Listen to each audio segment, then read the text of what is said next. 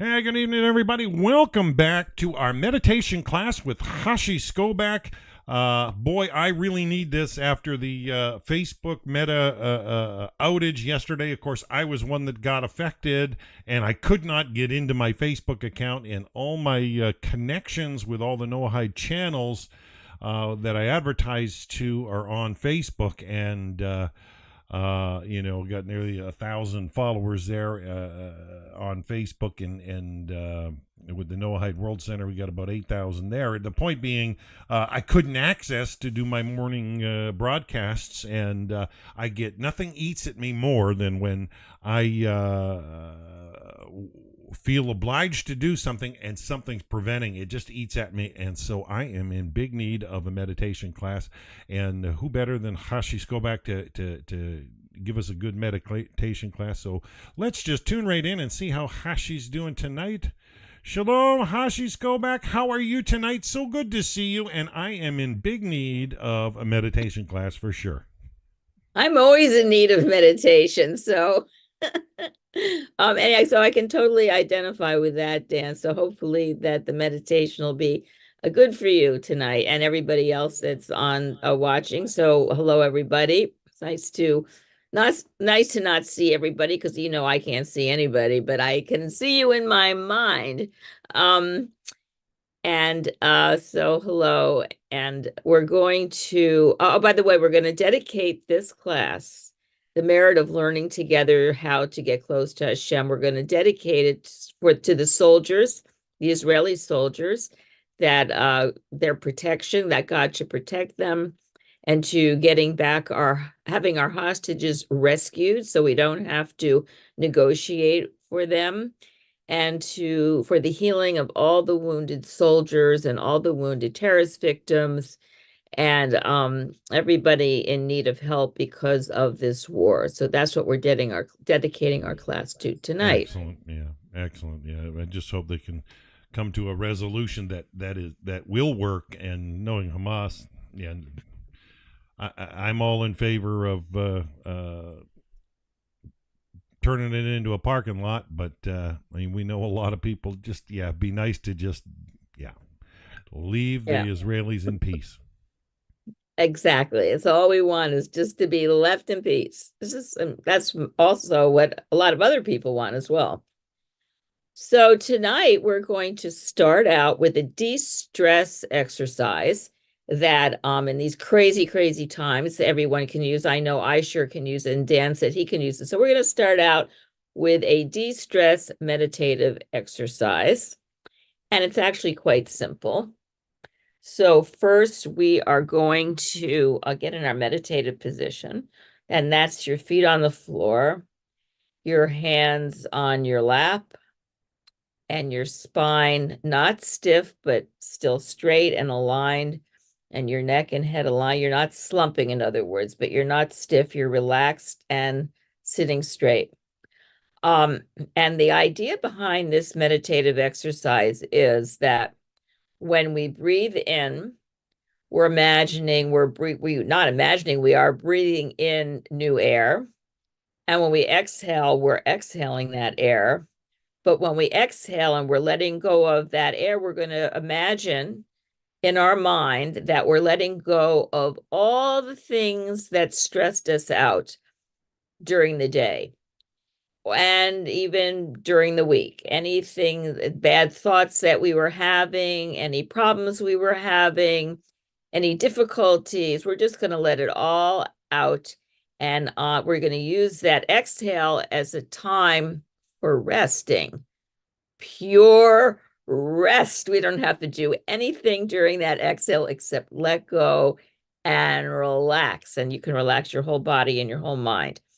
And then everyone's at their own pace. You're going to then start inhaling again and use it as an opportunity to get new air, and fill your lungs, and then to clean yourself out again with your exhale. And at the bottom of your exhale, you are totally at rest, and your body's at rest and relaxing as you're letting go of that air.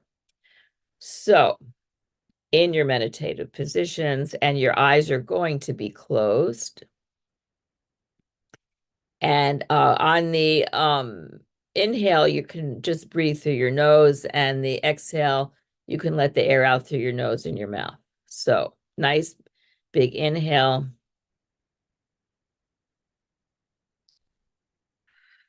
Let out all of your stuff.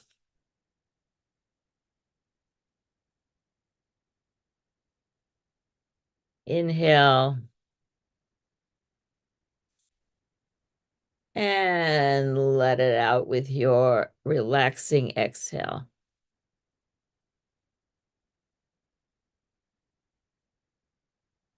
Inhale.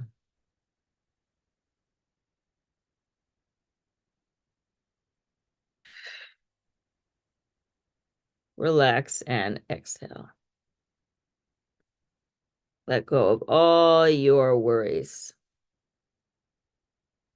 And you can do that for a minute or two at your own pace.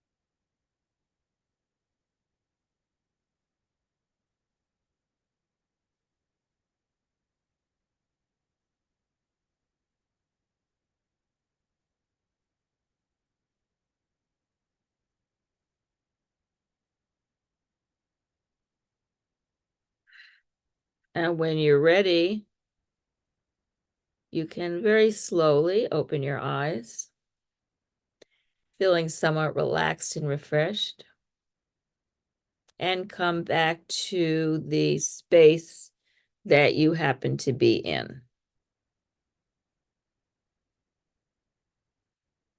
I hope everybody's feeling a little bit more relaxed and a little bit better. And that's a good exercise to do anytime you need it. And just keep in your mind that you're letting go of all the stuff that has stressed you.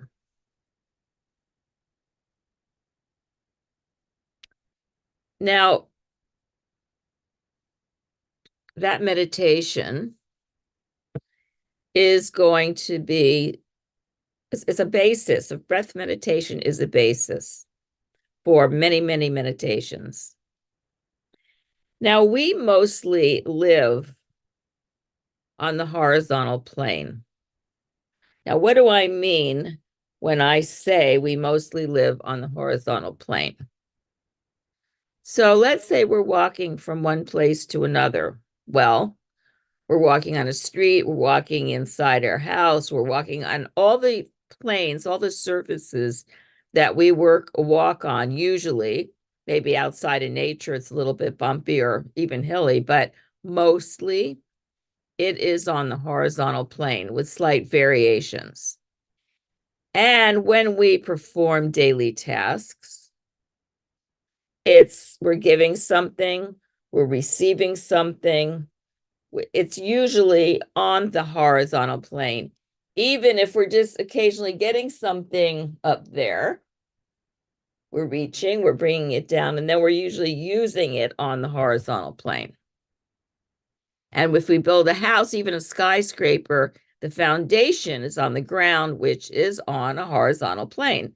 By horizontal, just in case someone's English is your second language, horizontal plane is like this. And a calendar, when we look at a calendar, the weeks are and the days are charted one after another.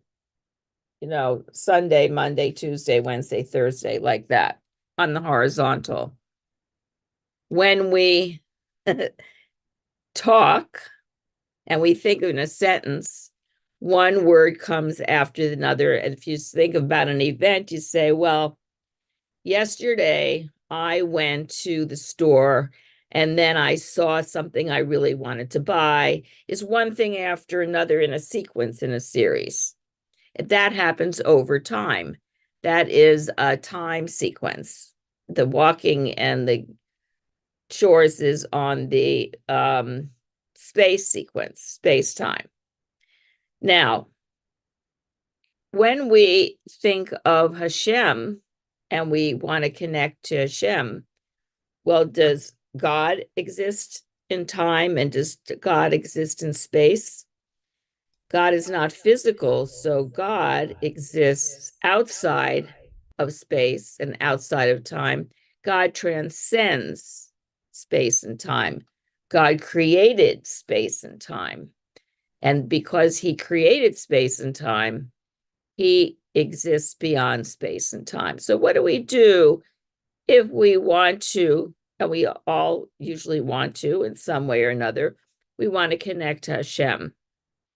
How would we do that? What's the principle behind a meditative process where the goal is to connect with Hashem?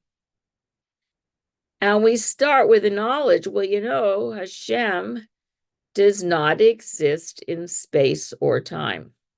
God transcends that physical plane. So we would avoid in our mind dwelling on an event that exists in space and time or that happened in space and time. We would attempt to keep our mind still in one place, not move along a sentence, not think about a span of space, although some meditations are like that and work for a reason I won't go into. But we're going to try to do a meditation where our mind is still and we're not having our mind dwell on something that exists in space and time. And we would want to keep our mind away as much as possible, therefore, from events that happened in our regular life or worries that happen in our regular life. All that, it does not keep our mind still.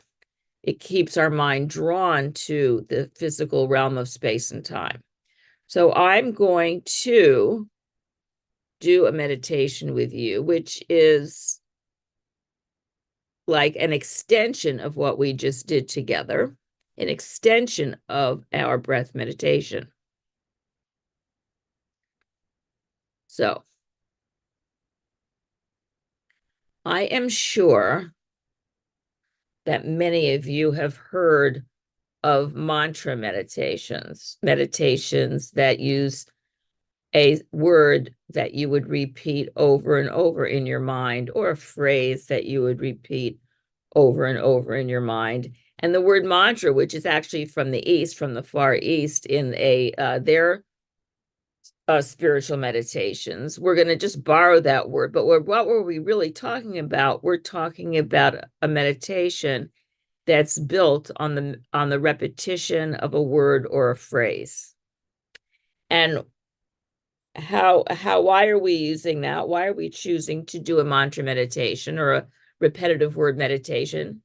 Because our mind is always going to go back to the same place, more or less, that it started. Let's say we're picking the word flower for some reason, flower.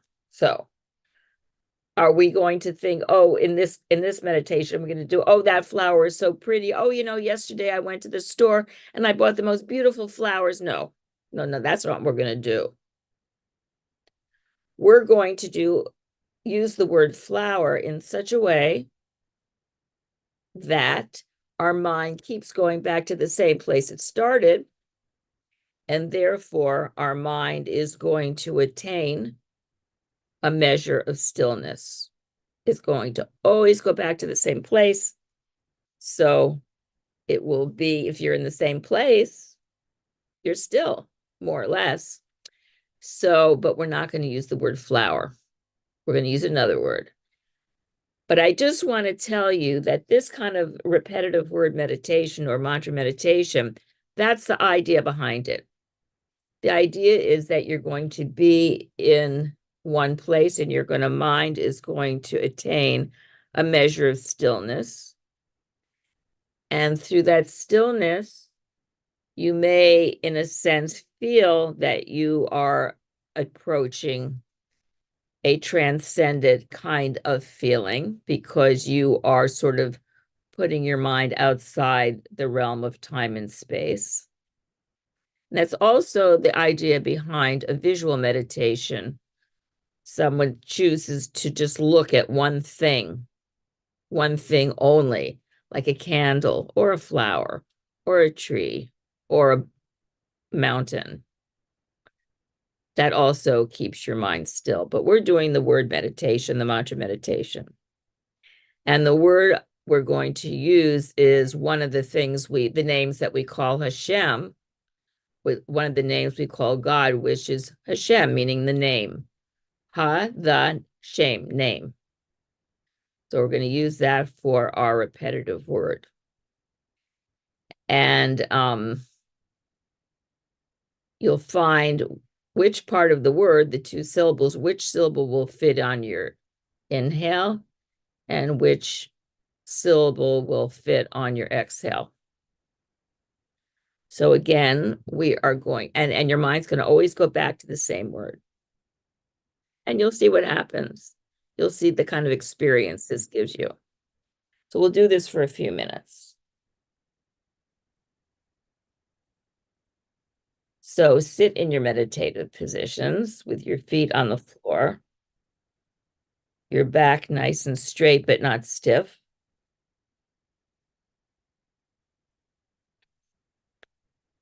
Feel aligned and straight but very relaxed, at peace. And you have a choice. You can either say the word to yourself or whisper it very quietly, whichever feels right to you. And I'll start you off.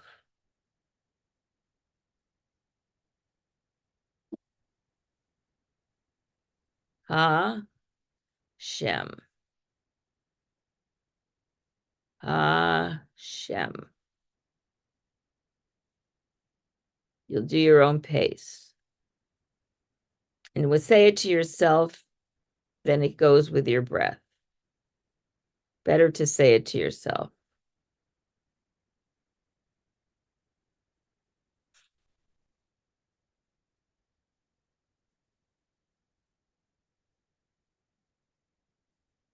And you can draw the first syllable out with your inhale.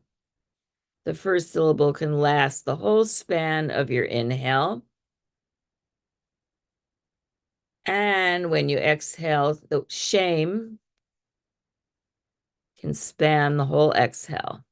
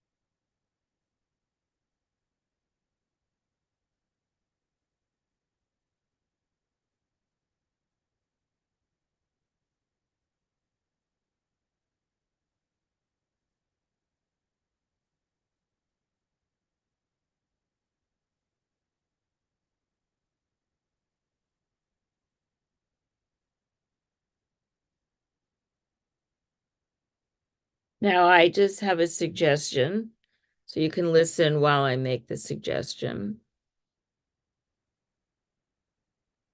When you exhale on the second syllable, imagine that the air that you're exhaling is always going to the same spot. Maybe it's a spot on the ground. Maybe it's a spot in your room. But imagine that it's always landing on the same spot so that it will be as if not only in your mind are you going always back to the same place of this word, but your breath is always going to the same place.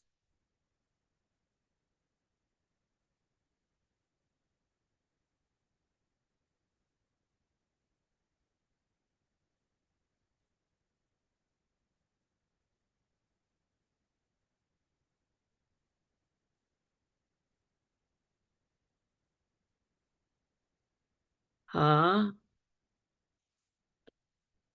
Shem, Ha, Shem.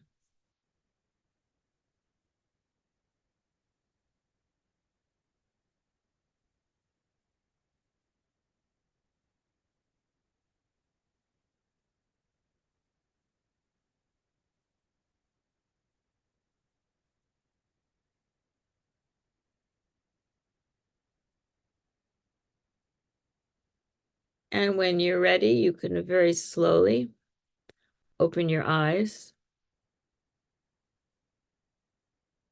and come back to the room.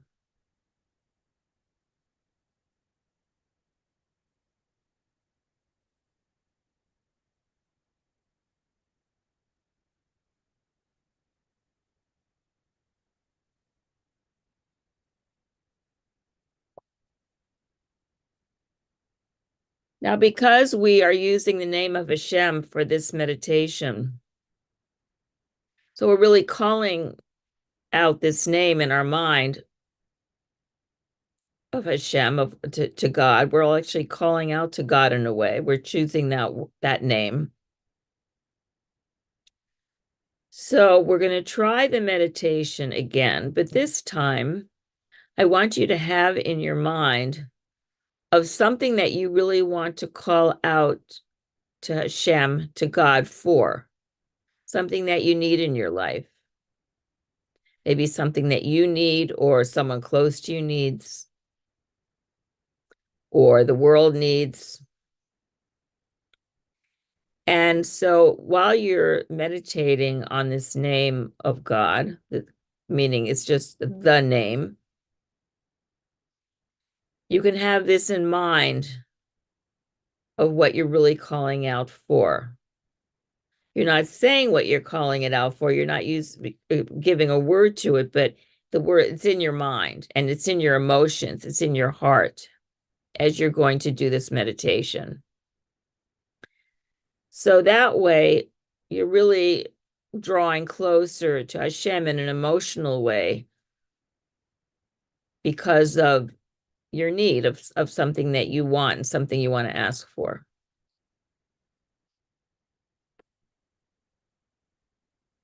And you feel it intensely if you want, if you can. Feel it that each time you're going to repeat this name of Hashem, that you are actually calling out in a way and with this need of yours, of what you want. So again, get in your meditative positions with your feet on the floor,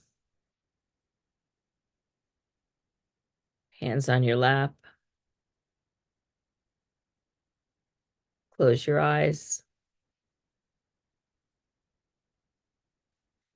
And when we do start the meditation, because we are always using the same word, the same name, and because you're always going to be calling out and with the same need, you're not going to change the need, you're going to select one.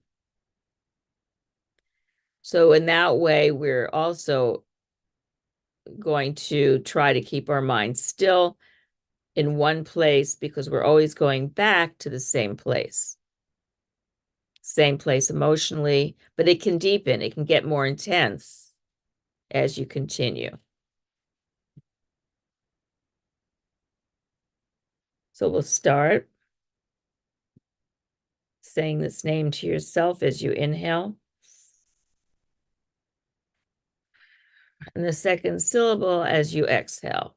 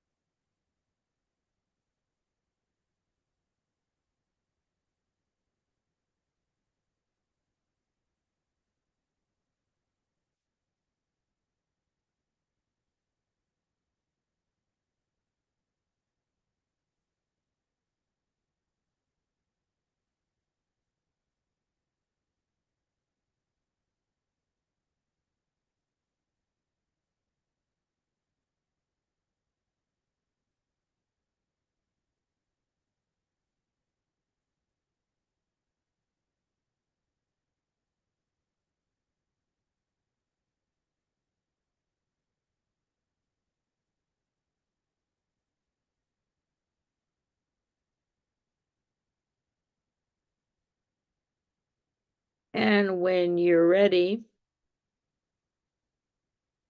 very slowly at your own pace, in your own time, you can very slowly open your eyes and come back to the room.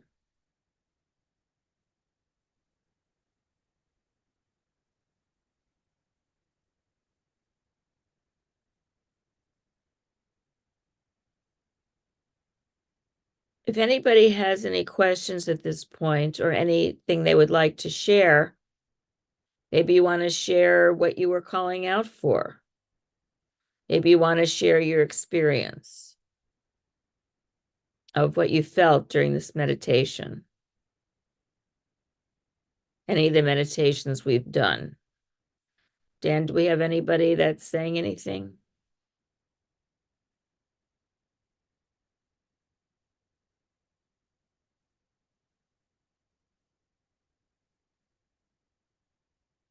Give it a minute, and we'll see if anybody has any response. Quiet on Facebook, but let's see. Somebody there. Any questions or comments?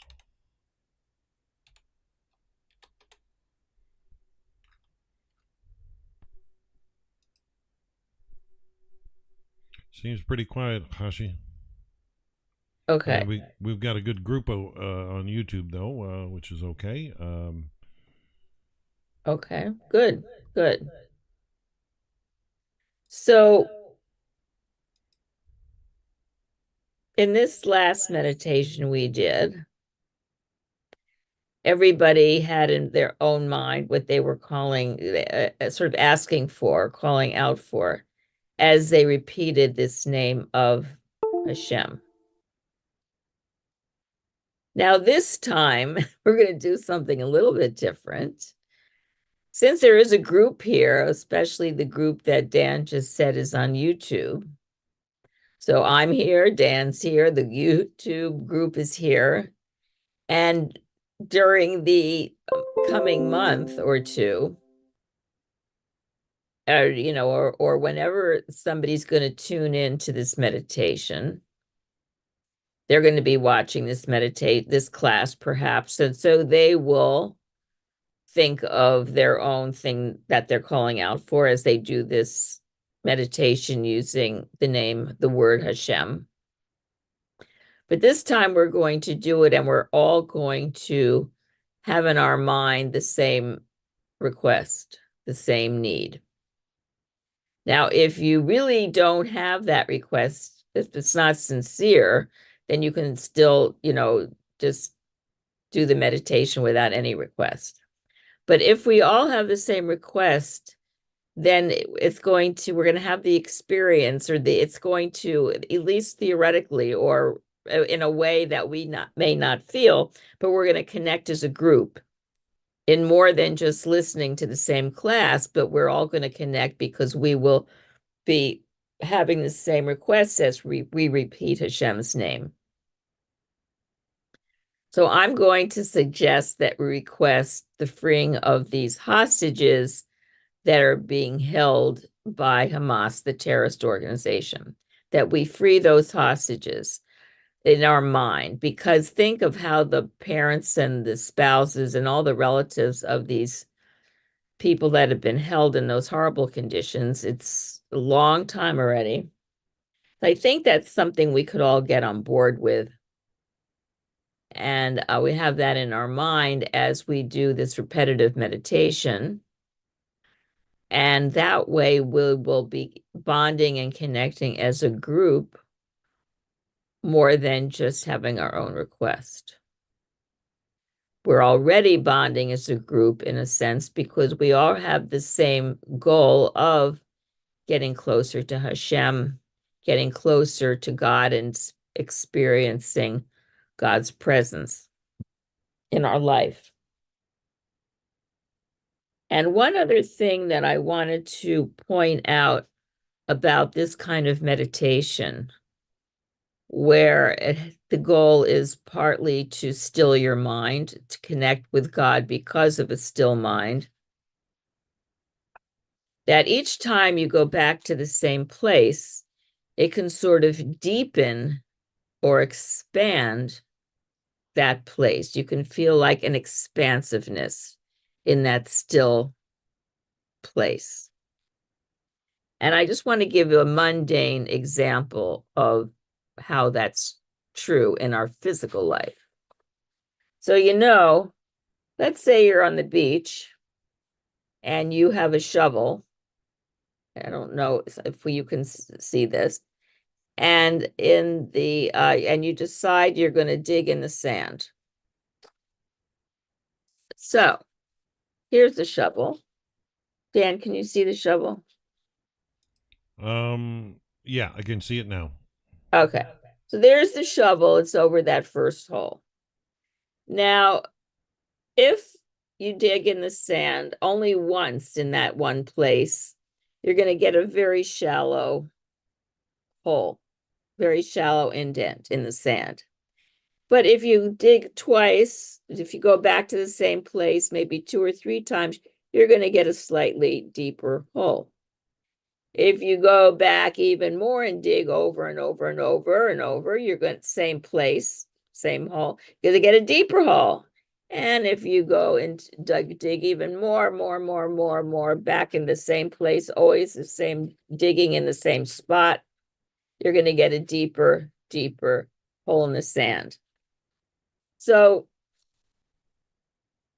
using that physical example, just think when we're going back to the same place in our mind, and also with the same request in this meditation, we may experience expansiveness of that one place we're going back to, and we might experience a intensity of the emotion behind the thing that we're calling out for. So with that in mind, of that possibility, think of it when you're always going back to the same place. Think of perhaps that place becoming more expansive in your mind and in your heart, and your requests becoming more passionate and more intense as you go back and repeat the request over and over again for the same thing, in this case, for the freeing of those hostages. Okay, so we're going to get in our meditative position with our feet on the floor, hands on our lap.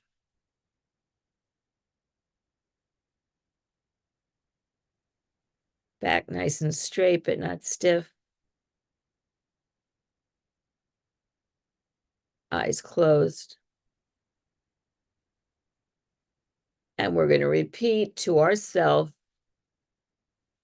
the name Hashem, meaning the name, the ultimate name it is, name of God.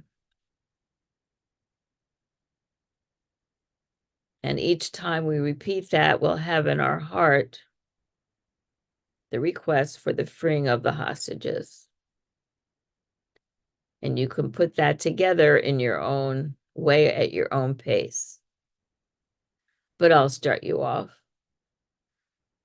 just with the repeating of the word.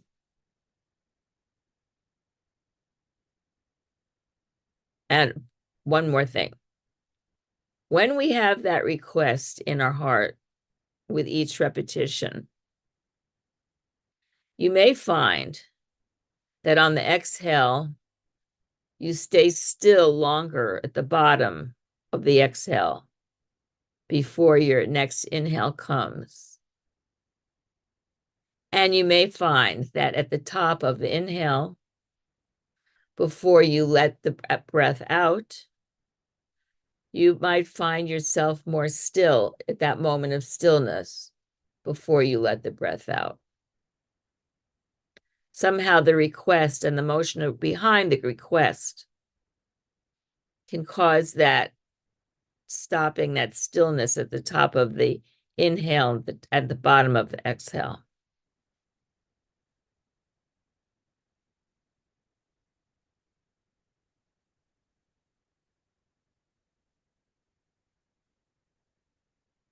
Ah,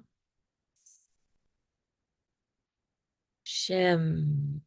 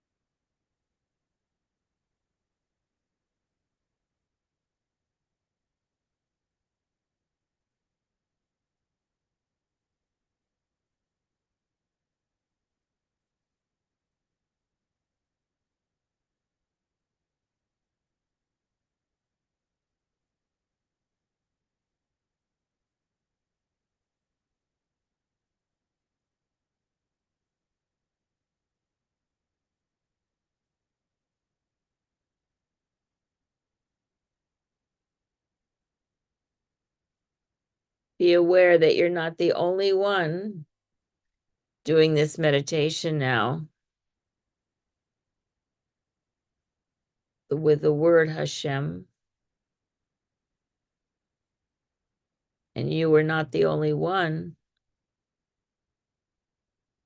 breathing in and out and calling out for the freeing of the hostages.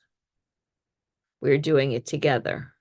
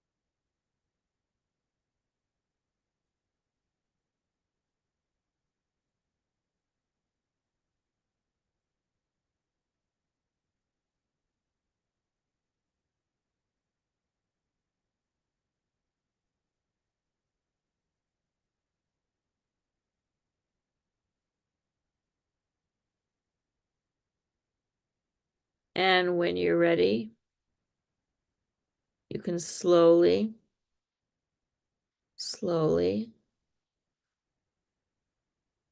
come back to the room or wherever you are sitting.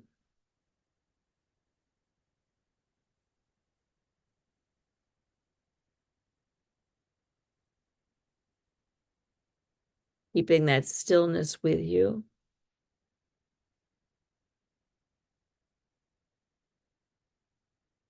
Keeping that request with you. That meditative prayer.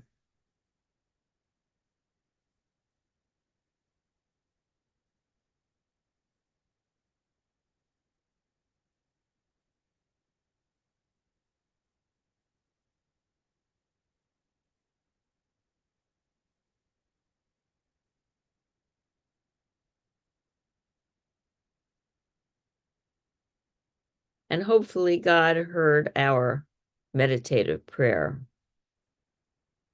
And we'll see soon the freeing of those hostages.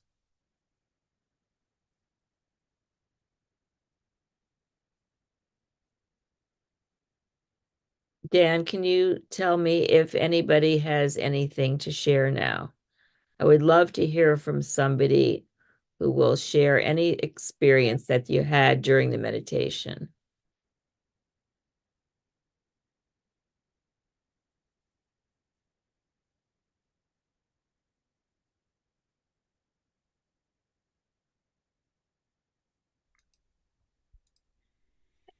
Yeah, on YouTube, Toshi was asking a simple question. Meditation is different from prayer. He's kind of, I think, asking, if you could expound on the difference between meditation and prayer or their similarities. Well, okay, I can say a couple of things about that. Well, when a prayer in its simplest form is just speaking in some way to Hashem, to God. It could be very spontaneous and in your own words. It's trying to make a connection.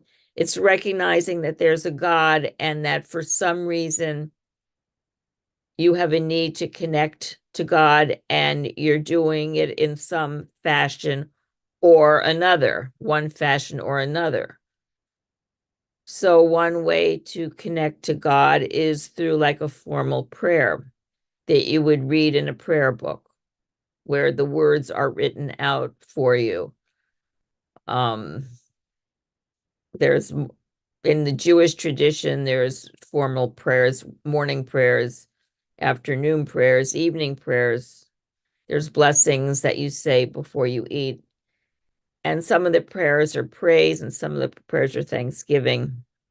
So those are formal prayers in words that were written for you. Of course, the emotions that you have behind those prayers as you say them, if you're really connected, those are yours, those are unique. So the prayer does not have to become mechanical and sort of mindless. You can really connect with those prayers. In a way, having the words there for you can take away that task from you of finding the words, and you could, but your emotions, and you're freer to be aware of your own emotions and your own thoughts as you say those prayers.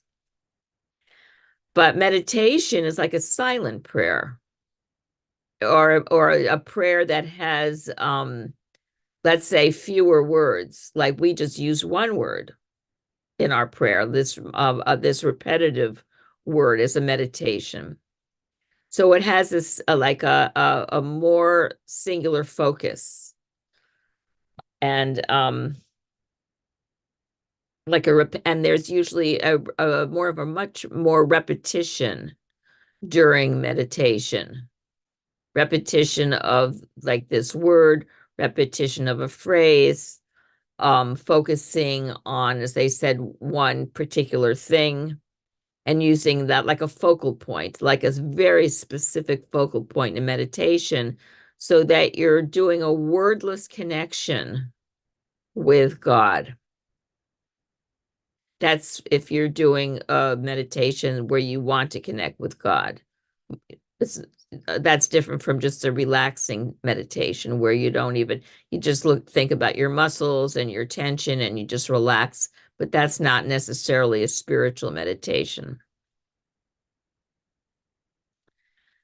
But then there is a place where meditation and prayer really connect, although they are just variations of the same thing. Prayer is a variation of meditation, and meditation is a variation of prayer. So there's a kind of a meditation where you just speak to God in your own words. It's like talking to a friend, and that's considered a meditation by Rabbi Nachman, who was very famous. He lived in the 1800s, and his followers are called the Breslover Hasidim because they lived in the town of Breslov in Russia, or in, I forget if it's in Yeah, Ukraine. In Chabad Ukraine, movement. Yeah, really. yeah, huh? It's not Chabad. Chabad. It's Well, different from Chabads are Chabad. mostly Breslovers, aren't they? What's that? Are not Chabad people mostly Breslovers? Well, they may like Breslov, so, but I don't know, but they consider themselves Chabadniks or Lubavitchers. So that's different. It's a different group, but I'm sure there's some that are both, they like both of them, as you just said. So they have the kind of meditation where it's called, you're just speaking to God, and it's called Hidbodedut, where you go to a place and you are alone, you isolate yourself physically. So it's just you and Hashem together, and they speak. But that's really the same thing as a prayer, because then there's it's like spontaneous prayer. The way that it may differ a bit is when you are doing the meditation, you can talk about anything. It's like talking to a friend or talking to a therapist or just saying anything you want. And a Yeah, prayer, decompressing. Yeah, huh? Yeah, decompressing. decompressing. Yeah.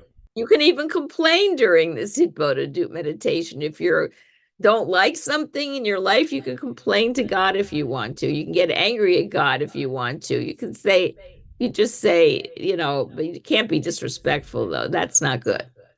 No. Um, And in a meditation where you're calling out, where you're just spontaneously speaking to God, it's usually based on a need that you have. Please, God, help me in this situation, get me out of this mess, whatever it is. That's a prayer also.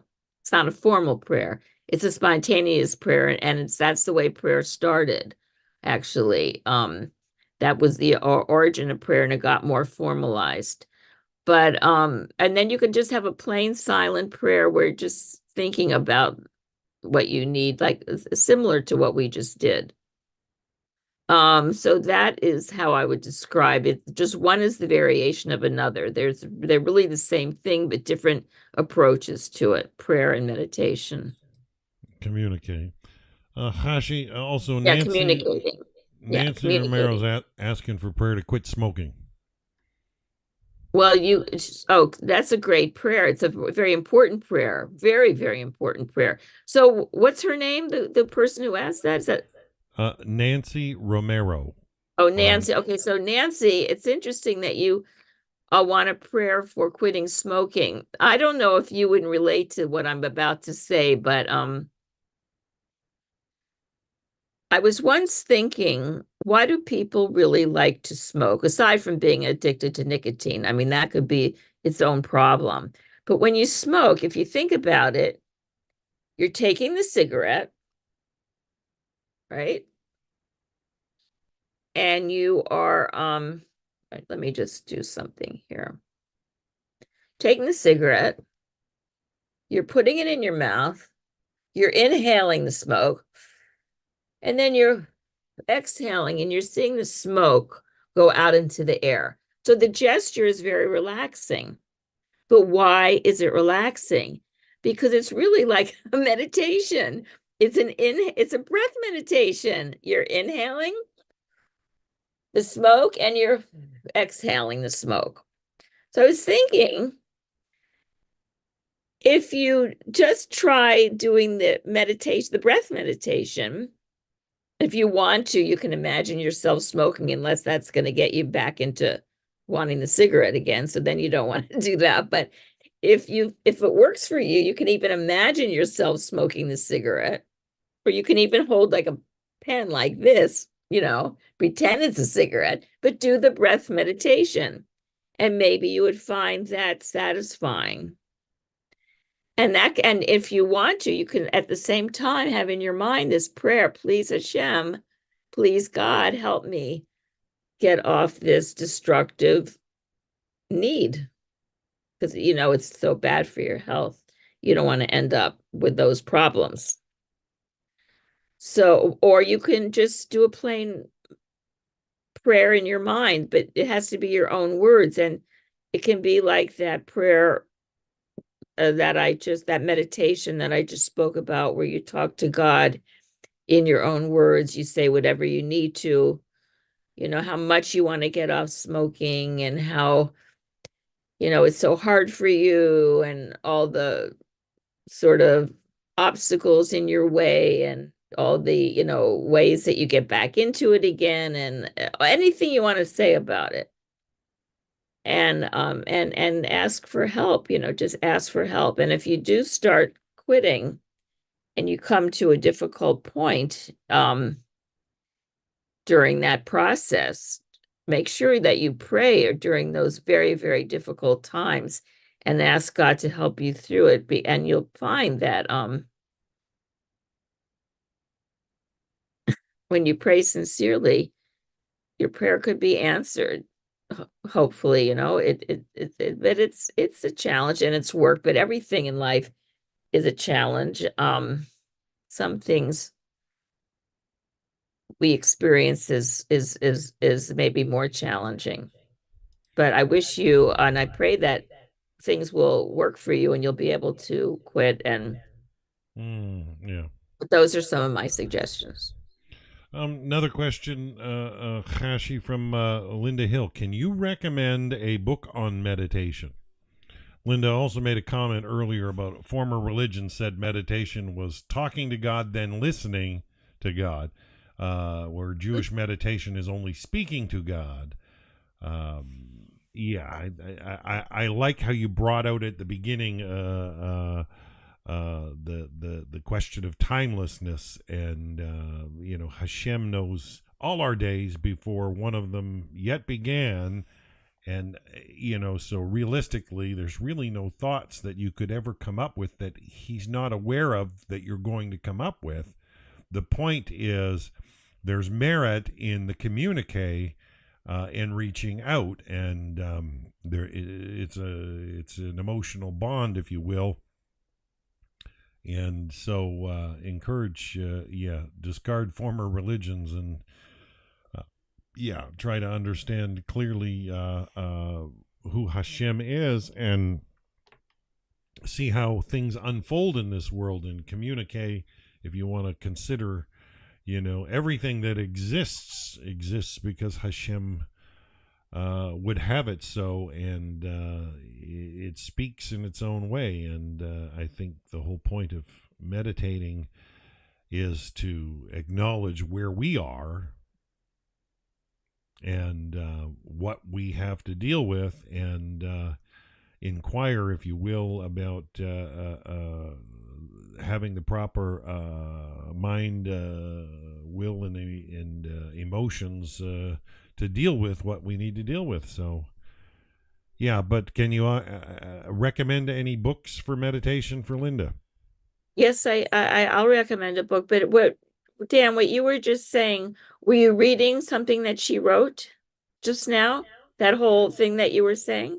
No, well, her statement was her former religion said meditation was talking to God, then listening to God, and Jewish meditation is only speaking to God. That's not true. Jewish meditation is also can be listening to God. Because as we get closer, feel like the presence of God, as we meditate, then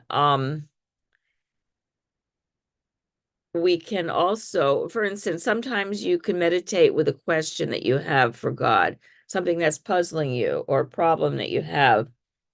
And you ask God for an answer or some kind of way that you'll know what the answer is. And that requires listening to God. And also, there's a kind of meditation where you can just, for instance, go into the woods, go into the forest, and listen to the sounds of nature. And just, it's a listening meditation, just all listening to sounds. I sometimes just do it in the room in my house, and I hear the clocks ticking, and I hear the fridge going, and I hear all those sounds. And it's all sounds when I see how they're all working together somehow. It sounds like seemingly random, but when I listen together, it sounds like a symphony to me, and that this is the music of God. So it's as it is in the moment of my life that I'm listening. And to me, that's a listening meditation. It's one of my favorite meditations. So there are listening meditations in Judaism. Silent meditations can be listening meditations.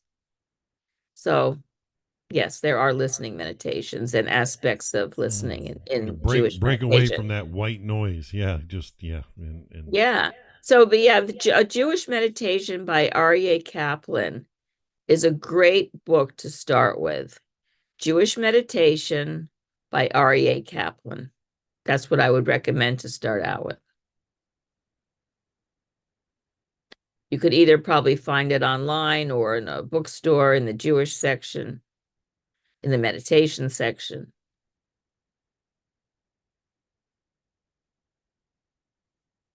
So that's my recommendation.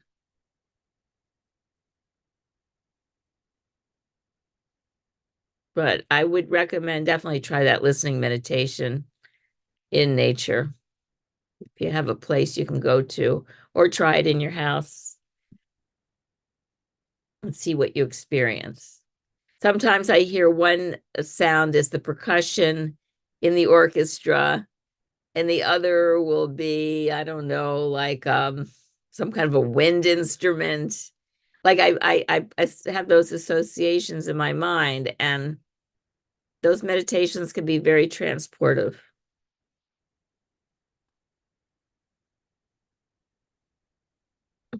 Linda says, "Thank you, Chashi. I added the link on to Amazon for that book by Aria Kaplan on Jewish meditation. Mind you, it's Okay, great. Amazon.ca. So if you're in the U.S., you might have trouble getting on it, but it lists, yeah. Well, they Jewish can always go on Amazon.com. Yeah, easy enough to find. Excellent. Yeah, oh yeah, it'll be simple, I'm sure. If it's in Canada, it's for sure in US. Yeah, it's not very long. 1995 book. Only 176 pages. $22 in Canadian, which is Now about he wrote 15 another American. book he's written a couple books about meditation. But Yeah, I would start with that one. I would definitely start with that one. he's got one there called Meditation in Kabbalah and Meditation in the Bible as well.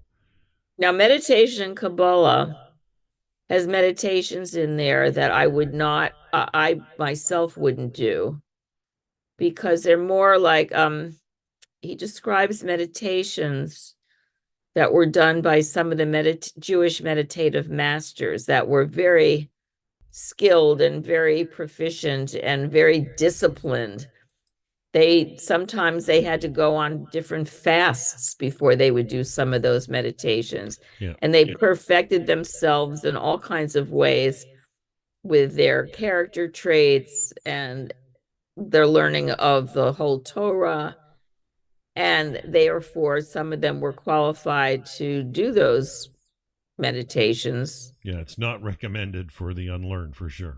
No, it is not. That's why I would start out with the other one. But there's an interesting book that he wrote called Meditation in the Bible that is interesting, and it talks about different places in the Bible where there is a meditation that's implicit in of what's going on, like behind the scenes. that he describes, like maybe for one of the people that is they're talking about, or that the text is referring to, is saying something or in a state that you wouldn't know it's referring to meditation going on, but the way R.A. Kaplan is able to interpret it and research it, Yeah, and he it's wrote that one it's before the other one you mentioned. Yeah, he wrote it in '88, about 8 years before the uh, Jewish meditation practical guide. He's got one out there as well called the Practical Guide. It's one you first mentioned, Jewish meditation. right. Yeah, but that meditation in the Bible, yeah, was written earlier, so he was probably more researched, and it still, obviously stayed with him his life, so he, kept writing. But it's something that you practice that affects you, and the way you are in this world, and your relationship with Hashem. And yeah, I think especially myself over the last couple of days, just with the stress of Facebook being down, I was just bug-eyed over it, and panicked. And of course, me being me, impetuous, I just start trying to solve the problem instantly, and I try logging in too many times, and that activates security protocols. Yeah, and I bring so emotions, overcharged emotions, always tend to bring problems that are undesired, and so meditation helps keep that focus for peace, for sure. Yeah, I just had something similar happen to me, Dan, of trying to it was a technical problem on the computer, and I got all worked up about it, and so I know what you're going through. But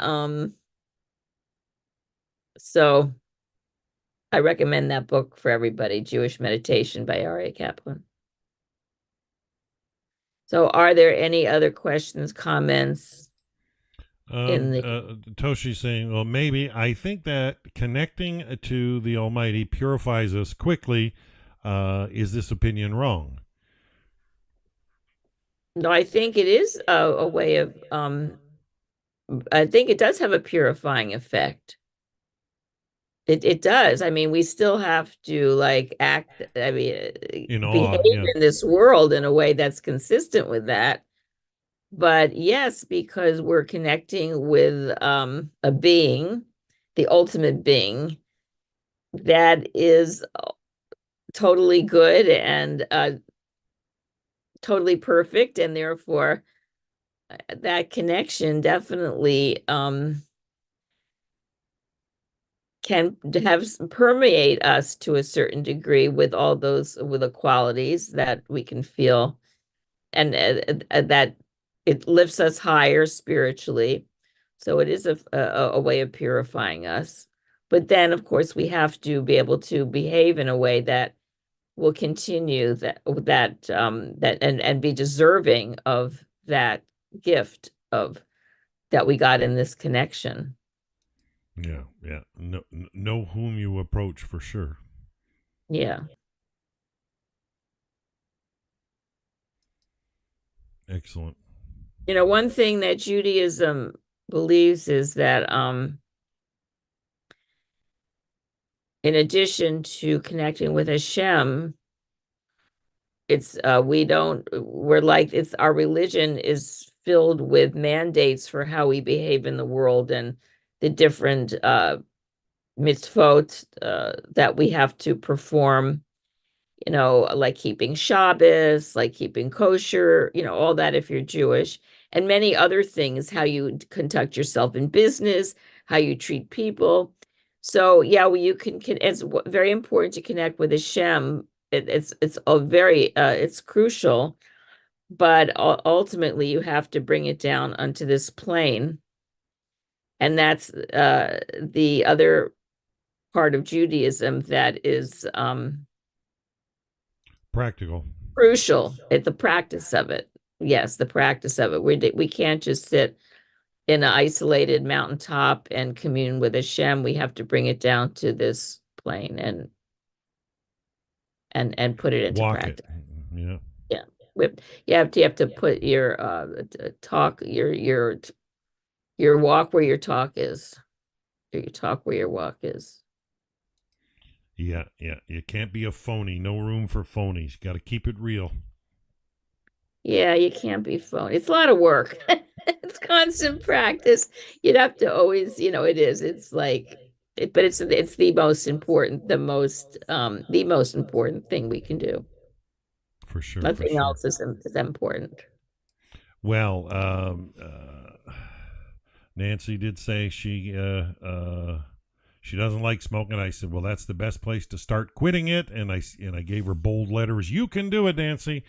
She says she's taking meds and then wants to do the patches. Well, I knew one fella who could just slap a patch on and quit instantly. But it's still, the nicotine is a nasty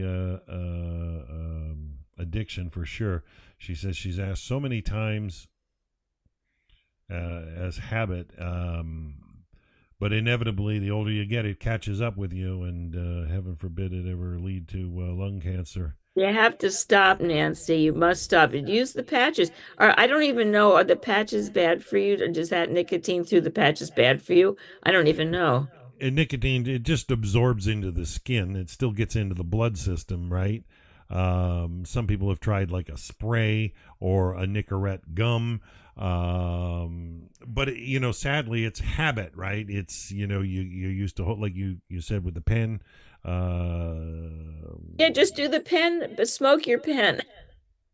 Yeah, they've even got like fake nicotine type little vape sticks. They're not a vape, but an inhaler, and you breathe it in, and it's supposed to transmit some nicotine. But all those things are very expensive, and but they are aids if.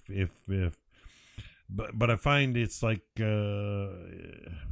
you can't put it down and drop it and walk away and have that mental fortitude to say you really want to do it, you're never going to do it. And supplanting it with something else just makes it difficult. Well, maybe the breath meditation, you could try that. I don't know if that'll make it That more should difficult or more it should easy. help. It should help. I don't see why it shouldn't. Yeah, because that's the big part of the enjoyment of the smoking is the breathing in and breathing out. So and Yeah, so you could try that meditation and put a prayer with it. get a rush on the fresh air. Yeah, that's right. Get addicted to fresh air. That's a good addiction. Well, I think she said she Addicted lives to in New air. Jersey, so probably. Yeah, I don't know how much fresh air. Well, you can go in I don't know, but I'm Near, addicted she's to near the air. water though, or I'm the addicted ocean. to breathing. Can't seem to stop breathing. No, Thank no, God. that's just one of those things. Yeah, we're created to have needs, and breathing and eating, and among other things, are necessary, and pretty difficult to live long without breathing. That's for sure. Well, on that note, Chashi, we've gone over an hour. Are you calling it a class for tonight? Excellent session Yeah. for sure. Yeah, no, so I think that we will we on that note of our being addicted to breathing, which is good. And hopefully you're going to practice your breathing meditation and always going back and with it to the same place to get a still mind. And over the next couple weeks, you will practice that. And I think, Dan, we're going to meet again after your break, right? Yeah, I'm gonna take April off of broadcast, and I've been doing this for 6.5, almost 7 years, nonstop, and as many as I think I've hit as many as about 36 in a week one time. But I would say I've probably been averaging the pace of 15 to 25 a week average. Yeah, probably about 300 a year, anyways. Which might only work out to about seven a week, but nonetheless, I don't want to It's burn still out a and I lot. need to recharge. I'm actually flying to your area. I'm going to visit my mother, who's been tuned in here earlier, and I'm going to go see her for her birthday. And Maybe you'll come visit us, perhaps, if we can Michael and arrange Hashi. something. Yeah, you'll I visit would, us. I would, yeah. I'm renting a vehicle, and so no problem. If, yeah, I'll be within driving distance for sure. So let's chat about it, and we'll go from there. So on that note, we will not be having a meditation class in April, but we will be back in May. We got some Jewish holidays coming up. Are you excited for those? Yes, I'm excited. We're not sure where we're going to be. We might be, we're not sure yet what we're doing, but I'm excited. But yes, I'm excited. But Passover is a lot of work, a lot of preparation. Let's put it that way. A lot of preparation. Well, I know you briefly mentioned you were considering going to Israel, and Yeah, we're considering going to Israel. We're not sure for various reasons whether we're doing that, sure. but we may go. We would like to go. We would like ideally we would like to go. So I'm hoping we go. Meditate on it. Yeah. For sure, for sure. All right, folks. So on that note, we're going to sign out for today. You have a wonderful, wonderful week, everybody. Bye for now. Bye for now.